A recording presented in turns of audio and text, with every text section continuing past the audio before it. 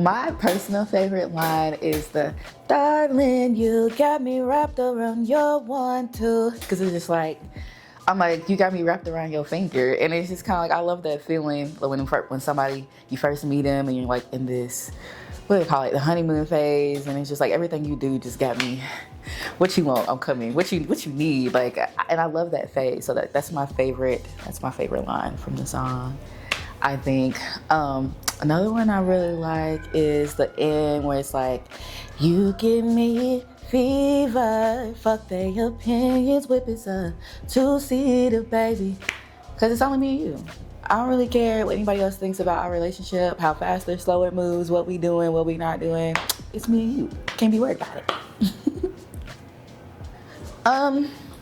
I mean, I'm pretty sure I was doing as one does, and I was beat surfing, and like I really just liked the way that the first few chords made me feel.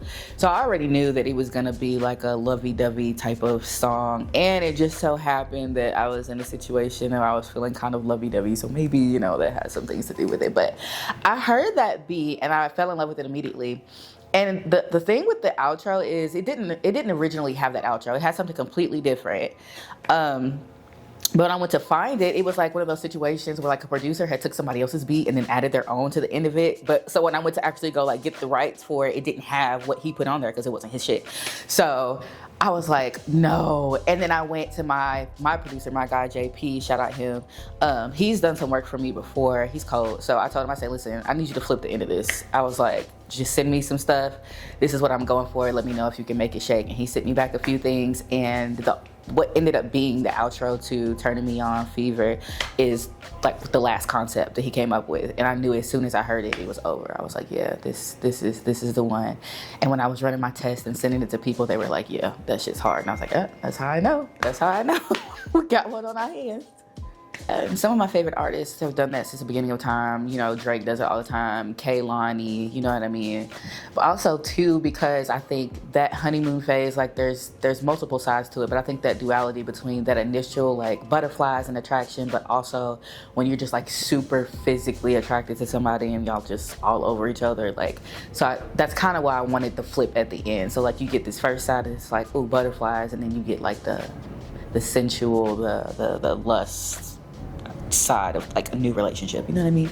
So yeah, I think I'm a serial lover, so it's really ultimately what it comes down to. I will be in love Tuesday, be out of love by Friday, and then if by the next Sunday I'm in love again, I will feel just like this song all over again. And it's not disingenuous, it's just I genuinely, like, I'm a passionate feeler. I'm a lover, and sometimes it lasts a really long time, and sometimes it lasts 7 to 10 business days, and that's okay. So for me, it was just one of those situations where I just so happened to be in a situation where I'm meeting somebody new, and it was fun. So I was very inspired. I think more than anything, just listening to people's reactions, because, you know, as an artist, it's already a lot putting your heart out there and just getting people's reactions and opinions to certain things. But when you play the song or you finish recording it and everybody's like, oh, like this is something, it makes you feel good. It makes you feel vindicated, you know what I mean? So, but also too, I think just pulling the pieces together, because if you heard what it sounded like before I took it to the studio or before JP did his thing on it, you'd be like, this is two completely different songs. So that's my favorite part, is doing it in real time and then watching people's reactions to something that you spent a lot of time and thought on. I think it's really cool. Top five. Oh, okay. Well, so Kehlani, Avi. Sheesh. Right now or all time? Oh, good googly moogly. Okay, so Kehlani for sure. I really, really, really love K1.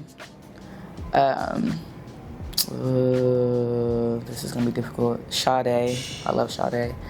I'm gonna try to go new school and old school. Who I say?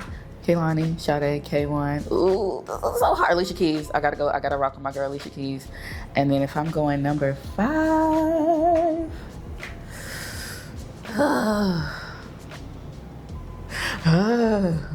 I gotta go Chris Breezy. I grew up with him. I can't even deny the influence. Yeah, I'm solid with that top 5, I think. No, it's not a bad top 5. Nobody beat me up. I feel like that really needs like to be like a top 20, but But no. We'll leave it at 5.